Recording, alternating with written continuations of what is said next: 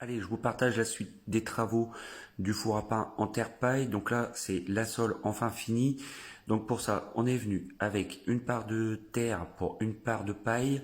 On a suivi vos conseils, hein, on s'est mis directement par terre et comment vous dire que c'est vraiment pas mal. Donc ici, on mélange bien.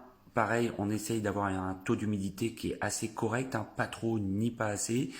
Et on est venu directement le reposer sur notre support.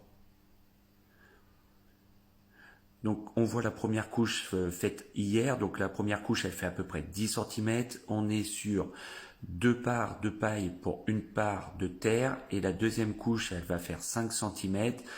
Où ça va être une part de terre pour une part de paille.